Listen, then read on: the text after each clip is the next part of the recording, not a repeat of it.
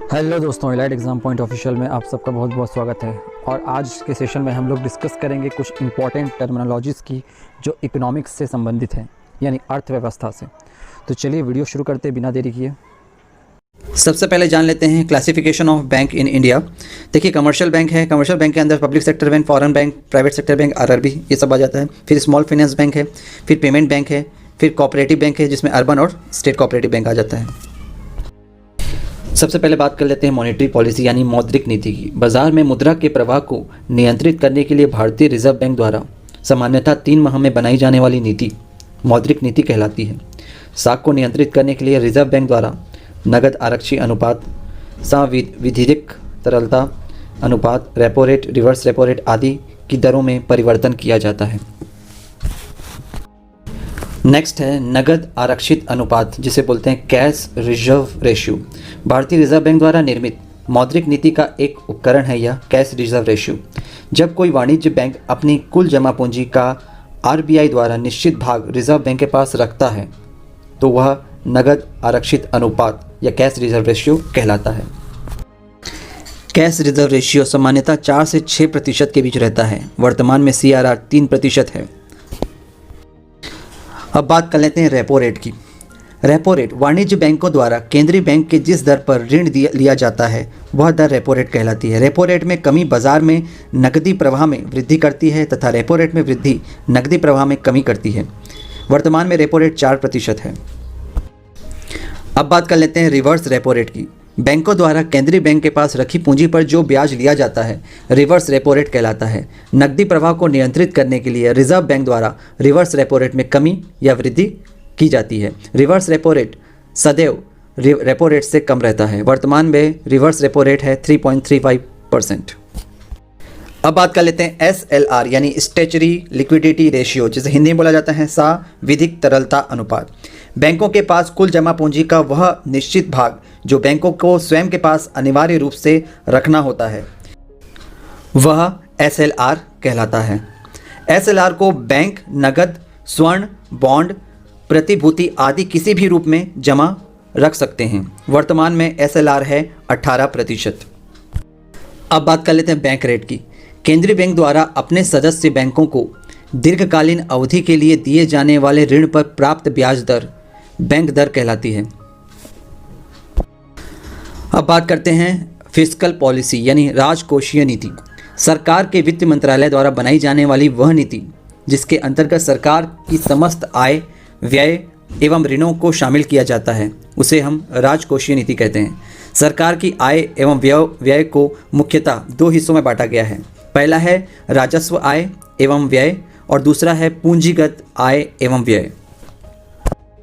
इसके मुख्य उद्देश्य और उपकरण इस प्रकार हैं। उद्देश्य हैं संसाधनों की गतिशीलता, सामाजिक न्याय, मूल्य में स्थिरता, पूर्ण रोजगार सृजन, भुगतान संतुलन एवं संतुलित विकास। उपकरण में आ जाते हैं कर एवं कराधान, सार्वजनिक व्यय, सार्वजनिक ऋण, बजटीय नीति, निवेश एवं निवेशक नीतियाँ।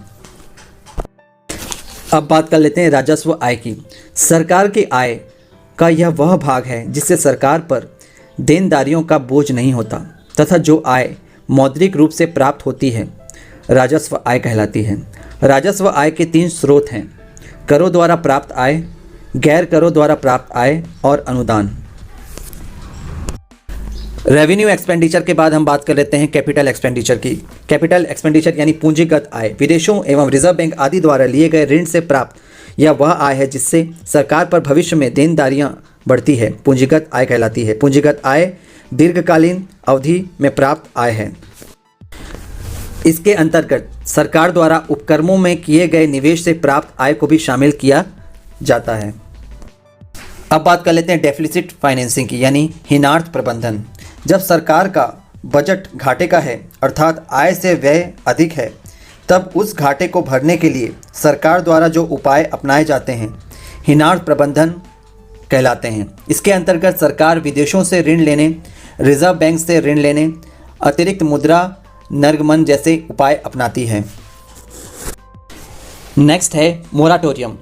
आसान मासिक किस्तों को एक निश्चित समय अवधि में ना चुकाने की छूट मोराटोरियम कहलाती है, किंतु यह किस्तें एक निश्चित छूट के बाद ब्याज सहित पुनः लौटानी होती है।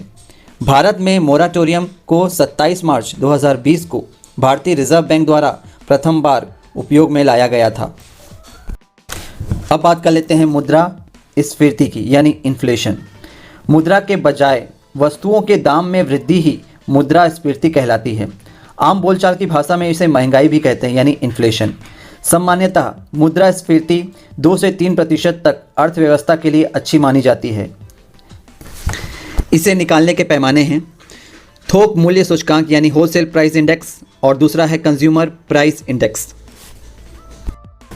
अब बात कर लेते हैं डिफ्लेशन, यानी मुद्रा अस्फीति की। मुद्रा की अपेक्षा में वस्तुओं एवं सेवाओं के मूल्य में कमी या गिरावट मुद्रा अस्फीति कहलाती है। इसे मुद्रा संकुचन भी कहा जाता है। इस अवस्था में मुद्रास्फीति की दर 0 से भी नीचे चली जाती है। नेक्स्ट बात कर लेते हैं स्टैगफ्लेशन की। स्टैगफ्लेशन यानी मुद्रास्फीति जनित मंदी। यह शब्द स्टैग्नेशन यानी ठहराव और इन्फ्लेशन यानी महंगाई से बना है। अर्थात यह स्थिति अर्थव्यवस्था की एक ऐसी जटिल स्थिति है जिसमें मुद्रास्फीति के साथ साथ मंदी यानी बेरोजगारी की स्थिति भी पाई जाती है। इसमें विकास दरों में ठहराव आ जाता है तथा महंगाई की बढ़ोतरी होती है। यह शब्द पहली बार 1965 में लैंड मैकलोड द्वारा ब्रिटिश संसद में प्रयोग किया गया। अब बात कर लेते हैं मुद्रा संस्फीति की, यानी रिफ्लेशन की।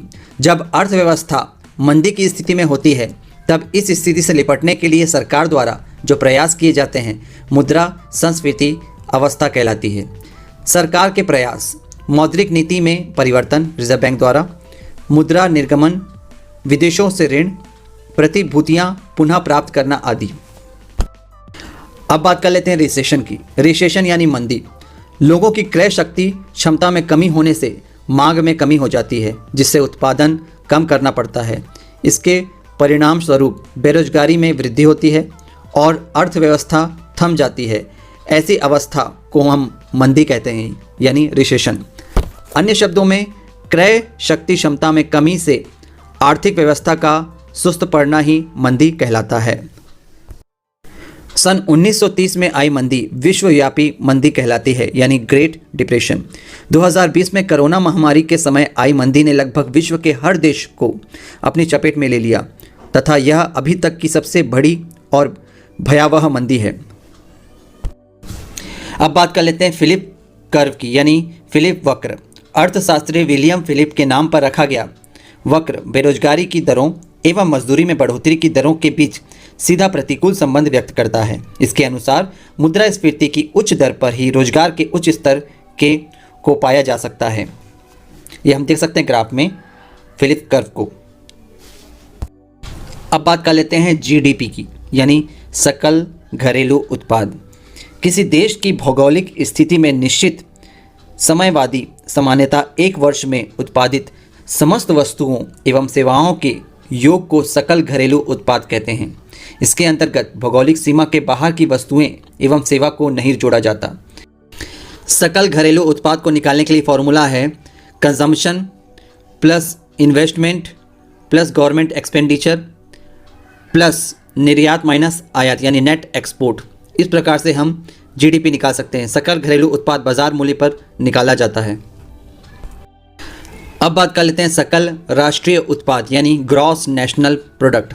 किसी राष्ट्र द्वारा एक निश्चित समय अवधि सामान्यतः एक वर्ष में उत्पादित समस्त अंतिम वस्तुओं एवं सेवाओं का मौद्रिक मूल्य सकल राष्ट्रीय उत्पाद कहलाता है। राष्ट्रीय उत्पाद अर्थात राष्ट्र द्वारा उत्पादित। इसके अंतर्गत भारतीयों द्वारा विदेशों से अर्जित आय को जोड़ दिया जाता है तथा विदेशियों द्वारा भारत से अर्जित आय को घटा दिया जाता है, यानी जीएनपी निकाला जाता है इक्वल टू जीडीपी प्लस विदेश में देश के नागरिकों द्वारा अर्जित आय माइनस विदेशियों द्वारा देश से अर्जित अंतिम वस्तु एवं सेवाओं का मौद्रिक मूल्य कहलाता है। अब बात कर लेते हैं शुद्ध घरेलू उत्पाद, यानी नेट डोमेस्टिक प्रोडक्ट, जिसे एनडीपी भी कहा जाता है। सकल घरेलू उत्पाद में से डेप्रिसिएशन ऑन एसेट्स को घटा दिए जाने पर शुद्ध घरेलू उत्पाद प्राप्त होता है। किसी वस्तु के उत्पादन में प्रयुक्त सामग्रियों उपकरणों में टूट फूट मरम्मत आदि होते हैं। इस कारण पूंजी का कुछ भाग इन पर खर्च किया जाता है। सकल घरेलू उत्पाद में से इन्हीं को घटा दिए जाने पर शुद्ध घरेलू उत्पाद प्राप्त होता है। नेक्स्ट है नेट नेशनल प्रोडक्ट यानी शुद्ध राष्ट्रीय उत्पाद। इसे निकालने के लिए सकल राष्ट्रीय उत्पाद में से डेप्रिसिएशन को माइनस किया जाता है, तब हमें नेट नेशनल प्रोडक्ट प्राप्त हो जाता है। अब बात कर लेते हैं भुगतान संतुलन यानी बैलेंस ऑफ पेमेंट की। किसी देश के निवेशियों द्वारा विशिष्ट समय अवधि में अन्य राष्ट्रों के साथ किए गए एक लेन देन का लेखा जोखा भुगतान संतुलन कहलाता है। इसे बैलेंस ऑफ पेमेंट या BOP भी कहते हैं। इस लेन देन के अंतर्गत व्यक्तियों, फर्मों, सरकारों द्वारा भुगतान एवं प्राप्तियों को शामिल किया जाता है। इसके अंतर्गत दो खाते होते हैं, चालू खाता और पूंजी खाता। चालू खाता यानी करेंट अकाउंट। चालू खाता शब्द से ही स्पष्ट हो जाता है कि वह खाता जिसका भुगतान वर्तमान समय में किया जाता है। इसके अंतर्गत वस्तु, सेवा, निवेश आदि से संबंधित भुगतानों को रिकॉर्ड रखा जाता है। चालू खाता धन के अंतर्वाह और बहिर्वाह को रिकॉर्ड एवं मॉनिटर करता है। इस तरह खातों में पर्यटन, स्टॉक, रॉयल्टी से उत्पन्न राजस्व एवं कॉपीराइट भी शामिल किए जाते हैं। बात करें पूंजी खाते यानी कैपिटल अकाउंट की। चालू खाते में अधिशेष या घाटे का वित्तपोषण करने के लिए पूंजी खाते का प्रयोग किया जाता है। यह वे लेन देन होते हैं जो गैर वित्तीय या गैर उत्पादित परिसंपत्तियों की खरीद या निपटान के माध्यम से होते हैं। उपहार एवं ऋणों को भी इसमें शामिल किया जाता है। पूंजी खाते के 3 प्रमुख घटक हैं: विदेश से ऋण, विदेश से या के लिए निवेश, विदेश मुद्रा भंडार में परिवर्तन। अब बात कर लेते हैं अवमूल्यन की यानी डीवैल्यूएशन। जब सरकार द्वारा अपनी मुद्रा का मूल्य विदेशी मुद्रा के मुकाबले जानबूझकर कम कर दिया जाता है, इसे मुद्रा का अवमूल्यन कहते हैं। सरकार द्वारा विषम परिस्थितियों में अपने भुगतान को असंतुलित को संतुलित में करने के लिए ऐसा किया जाता है। अब तक केवल 3 बार मुद्रा का अवमूल्यन किया गया है, एक 1949 में, 1966 में और 1991 में। अब बात कर लेते हैं डीमोनेटाइजेशन की यानी विमुद्रीकरण। जब पुरानी मुद्रा को चलन से बाहर करके नवीन मुद्रा को चलन में लाया जाता है, उसे विमुद्रीकरण यानी डीमोनेटाइजेशन कहते हैं। ऐसा सरकार द्वारा काला धन पर अंकुश लगाने, जाली नोटों को चलन से बाहर करने और अप्रत्यक्ष आतंकवादी गतिविधियों पर अंकुश लगाने आदि कारणों से किया जाता है। इसे बोलचाल की भाषा में नोटबंदी भी कहते हैं। डीमोनेटाइजेशन अब तक 3 बार किया जा चुका है, 1946 में, 1978 में और 2016 में। आर्थिक समृद्धि। आर्थिक समृद्धि आर्थिक विकास का ही सूक्ष्म रूप है। आर्थिक समृद्धि का सीधा संबंध उत्पादन में वृद्धि से है। जब किसी देश की प्रति व्यक्ति आय एवं सकल घरेलू उत्पाद में वृद्धि होती है तो उसे आर्थिक समृद्धि कहा जाता है। अन्य शब्दों में आर्थिक समृद्धि निश्चित समय अवधि में किसी अर्थव्यवस्था में होने वाली वास्तविक आय में वृद्धि से है। अब बात कर लेते हैं आर्थिक विकास यानी इकोनॉमिक डेवलपमेंट की। आर्थिक विकास एक व्यापक संकल्पना है जिसके अंतर्गत गुणात्मक वृद्धि देखी जाती है। जब किसी देश की अर्थव्यवस्था में न केवल सकल घरेलू उत्पाद, सकल राष्ट्रीय उत्पाद प्रति व्यक्ति आय में वृद्धि हो, बल्कि मानव विकास यथा शिक्षा, स्वास्थ्य आदि में वृद्धि हो, तब उसे आर्थिक विकास कहा जाता है। अन्य शब्दों में किसी देश के द्वारा अपनी वास्तविक आय को बढ़ाने के लिए सभी उत्पादक साधनों का कुशलतम प्रयोग आर्थिक विकास कहलाता है। अब बात कर लेते हैं मानव विकास सूचकांक यानी ह्यूमन डेवलपमेंट इंडेक्स। पाकिस्तानी अर्थशास्त्री महबूब उल हक द्वारा निर्मित यह सूचकांक मानव के विकास को निर्धारित करने वाला आधार है। मानव विकास सूचकांक के 3 आधार हैं। जीवन प्रत्याशा यानी लंबा और एवं स्वस्थ जीवन, दूसरा है शिक्षा का स्तर और तीसरा है आय, जीवन का स्तर। बात करें टैक्सेस की। टैक्स 2 भागों में बांटा गया है, डायरेक्ट टैक्स और इनडायरेक्ट टैक्स। डायरेक्ट टैक्स के अंतर्गत आता है income tax, wealth tax, gift tax, capital gain tax. Indirect tax के अंतर्गत आता है value added tax, octroi tax, service tax और कस्टम ड्यूटी। टैक्सेस में सबसे इंपॉर्टेंट आता है वो है GST, जिसे हम गुड्स एंड सर्विस टैक्स भी कहते हैं। यह लागू हुआ था 1 जुलाई 2017 को। इसके 4 स्तर में बांटे गए हैं ये। 5%, 12%, 18% और 28%। इसके प्रकार हैं CGST, SGST, IGST। बात करें जीएसटी परिषद की यानी goods and service tax council. वस्तु एवं सेवा कर के तहत करों के स्तर का निर्धारण करने के लिए संविधान के अनुच्छेद 279A के तहत जीएसटी परिषद का गठन किया गया है। इसका सचिवालय दिल्ली में है और इसके सदस्य हैं केंद्रीय वित्त मंत्री अध्यक्ष, केंद्रीय राज्य मंत्री, राजस्व एवं वित्त के प्रभारी, वित्त या कराधान या किसी अन्य मंत्री के प्रभारी मंत्री। अब बात कर लेते हैं कराघात।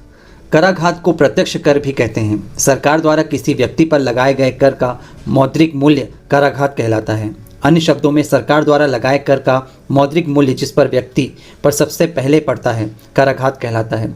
इस कर को अन्य व्यक्ति पर टाला नहीं जा सकता। उदाहरण के लिए हम ले सकते हैं आयकर, संपत्ति कर, ये सारे क्या कहलाते हैं? कराघात कहलाते हैं। नेक्स्ट है करापात। करापात सरकार द्वारा लगाए गए कर का वह मौद्रिक मूल्य जो किसी अन्य पर टाला जाए उसे करापात कहते हैं।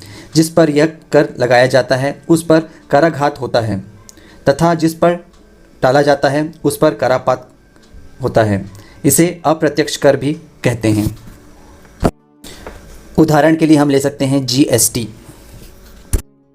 अब बात कर लेते हैं आयकर की यानी इनकम टैक्स। आयकर अधिनियम 1961 के तहत उपबंधित आयकर प्रत्येक व्यक्ति की नौकरी, व्यवसाय, पूंजीगत लाभ, अन्य स्रोतों से प्राप्त आय पर भारत सरकार द्वारा लिया जाने वाला कर है। यह कर जिस व्यक्ति पर लगाया जाता है उसका भुगतान भी वही करता है। आयकर भारत सरकार के वित्त मंत्रालय के अंतर्गत कार्यरत राजस्व विभाग के अंतर्गत आता है, जो कि केंद्रीय प्रत्यक्ष बोर्ड कर बोर्ड CBDT द्वारा अभिशासित है। अब बात कर लेते हैं दोस्तों संपत्ति कर की यानी वेल्थ टैक्स की। किसी व्यक्ति की संपत्ति के बदले में दिया जाने वाला कर संपत्ति कर कहलाता है। संपत्ति कर अधिनियम 1957 के तहत लगाया जाता है। संपत्ति के अंतर्गत व्यक्ति द्वारा अर्जित प्राप्त संपत्ति आती है तथा वास्तविक रियल एस्टेट की वस्तुएं जैसे घर, कार्यालय की इमारत आदि संपत्ति कर में शामिल है। यह कर 60 बाजार मूल्य के अनुसार संपत्ति पर लगाया जाता है। संपत्ति कर स्थानीय सरकार जैसे नगर निगम, नगर पालिका आदि द्वारा लगाया जाता है। संपत्ति कर प्रत्यक्ष कर है, अर्थात जिस व्यक्ति पर लगाया जाता है उसका भार भी वही वहन करता है। अब बात कर लेते हैं निगम कर की। भारतीय कंपनी अधिनियम 1956 के तहत पंजीकृत सभी निजी और सार्वजनिक कंपनियों की शुद्ध आय पर लगाया जाने वाला निगम कर कहलाता है। निगम कर घरेलू कंपनियों के साथ साथ विदेशी कंपनियों पर भी लगाया जाता है। निगम कर आयकर अधिनियम 1961 के तहत लगाया जाता है। घरेलू कंपनियों के लिए 30% तथा विदेशी कंपनियों के लिए 40% के दर से कर लगाया जाता है। केंद्र सरकार को सर्वाधिक आय निगम कर से ही प्राप्त होती है। निगम कर प्रत्यक्ष कर में आता है। अब बात कर लेते हैं वैल्यू एडेड टैक्स यानी मूल्य संवर्धित कर। उत्पादन के प्रत्येक स्तर पर लगने वाला कर वैट कहलाता है। वस्तुओं का मूल्य जिस तरह से हर चरण पर बढ़ता है उसी तरह चरणबद्ध तरीके से यह कर लगाया जाता है। साधारण शब्दों में प्रत्येक वस्तु की खरीदी एवं बिक्री पर लाभ का कुछ प्रतिशत भाग सरकार कर के रूप में वसूल करती है। वैट केंद्र सरकार एवं राज्य सरकार द्वारा पृथक पृथक लगाया जाता है। भारत में वैट सर्वप्रथम 1 अप्रैल 2005 से लागू किया गया है। वैट को अब GST के तहत शामिल कर लिया गया है। यहाँ पर हम देख सकते हैं वैट पूरे वर्ल्ड में किस प्रकार से वर्क करता है। ब्राज़ील में 17.0%, कनाडा में 5.0%, चाइना में 17%, फ्रांस में 19.5%, जर्मनी में 19%, इंडिया में 12.5%, मैक्सिको में 16%, रशिया में 18%। तो इस प्रकार से जो है वैट पूरे वर्ल्ड में इस प्रकार से डिवाइडेड है। अब बात कर लेते हैं सर्विस टैक्स की यानी सेवा कर। सेवा कर किसी व्यक्ति या कंपनी द्वारा दी गई सेवा पर लगने वाला कर है। सेवा कर अप्रत्यक्ष कर है जिसकी शुरुआत सेवा कर वित्त अधिनियम 1994 के द्वारा 1994 में लागू की गई थी। सेवा कर केंद्र सरकार द्वारा लगाया जाता है। सेवा कर को GST के अंतर्गत शामिल कर लिया गया है। अब बात करते हैं कस्टम ड्यूटी यानी सीमा शुल्क की। किसी देश की सीमा के अंदर एवं बाहर सामान जाने पर जो कर लगाया जाता है उसे कस्टम ड्यूटी यानी सीमा शुल्क कहा जाता है, या आयात निर्यात यानी इंपोर्ट और एक्सपोर्ट दोनों पर लगाया जाता है। जिस दर से सीमा शुल्क माल पर लगाया जाता है वह सीमा शुल्क टैरिफ के तहत निर्धारित माल के वर्गीकरण पर निर्भर रहता है। भारत सरकार के वित्त मंत्रालय के अधीन राजस्व विभाग का एक अंग केंद्रीय उत्पाद एवं सीमा शुल्क बोर्ड द्वारा यह शुल्क लगाया जाता है। अब बात कर लेते हैं TDS यानी tax deducted at source. TDS tax deduction at source स्रोत पर की गई कटौती है। नियोक्ता कंपनी द्वारा नौकरी पेशा व्यक्ति के वेतन में से कर की कटौती करके सीधे भुगतान कर दिया जाता है। यह कर हर महीने के वेतन में से काट लिया जाता है। यदि किसी व्यक्ति द्वारा कर माफ़ी के लिए दस्तावेज प्रस्तुत कर दिए जाते हैं तो उसके वेतन में से कटा गया कर पुनः उसे वापस या रिफंड कर दिया जाता है। वेतन के अलावा FD RD के ब्याज में से भी वेतन काटा जाता है, उसे भी TDS कहा जाता है। अब बात कर लेते हैं प्रवेश शुल्क की यानी एंट्री टैक्स। राज्य सरकार द्वारा एक राज्य से दूसरे राज्य में माल की आवाजाही पर लगाया जाने वाला कर प्रवेश कर कहलाता है। यह कर कंपनियों, फार्मों, औद्योगिक या वाणिज्य उपक्रम आदि पर लागू होता है। प्रवेश कर को GST के अंतर्गत शामिल कर लिया गया है। अब बात कर लेते हैं यातायात कर यानी टोल टैक्स की। यातायात कर राजमार्ग के एक विशेष हिस्से पर यात्रा करने के लिए अधिकारियों द्वारा लगाया कर है। यातायात कर नीति राष्ट्रीय राजमार्ग अधिनियम 1956 तथा राष्ट्रीय राजमार्ग शुल्क के नियम के आधार पर बनाई गई नीति है। यातायात कर के प्रकार हैं एकल यानी सिंगल, युगल यानी डबल, मल्टीपल और तीसरा मासिक पास। यातायात कर सरकार की BOT बिल्ड ऑपरेट ट्रांसफ़र नीति के तहत बनाए जाने के कारण वसूला जाता है। सरकारी निजी भागीदारी के तहत बनाए जाने वाले रोड पर निवेशक 30 साल तक कर वसूल सकते हैं। अब बात कर लेते हैं वृत्ति कर की यानी प्रोफेशनल टैक्स की। वृत्ति कर राज्य सरकारों द्वारा उनकी सीमाओं के भीतर जीविकोपार्जन करने वाले प्रत्येक व्यक्ति पर लागू होता है।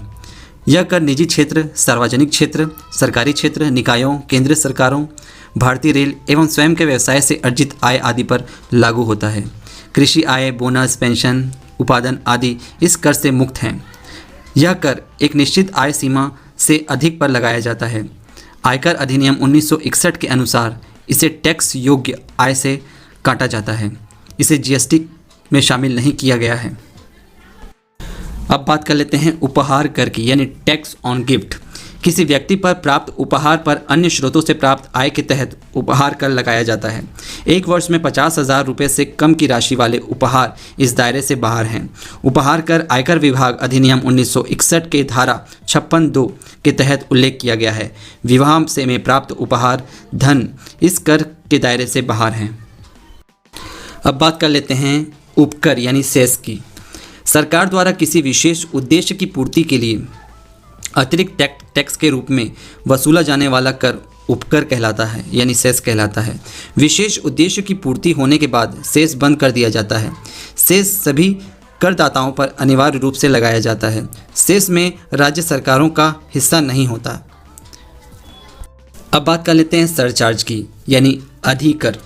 सरकार द्वारा वर्तमान टैक्स पर लगाया जाने वाला अतिरिक्त टैक्स सरचार्ज कहलाता है। सरचार्ज एक निश्चित सीमा से अधिक आय पर ही लगाया जाता है। दूसरे शब्दों में अमीरों पर ही लगाया जाने वाला कर सरचार्ज कहलाता है। अधिकर में राज्य सरकारों का हिस्सा नहीं होता।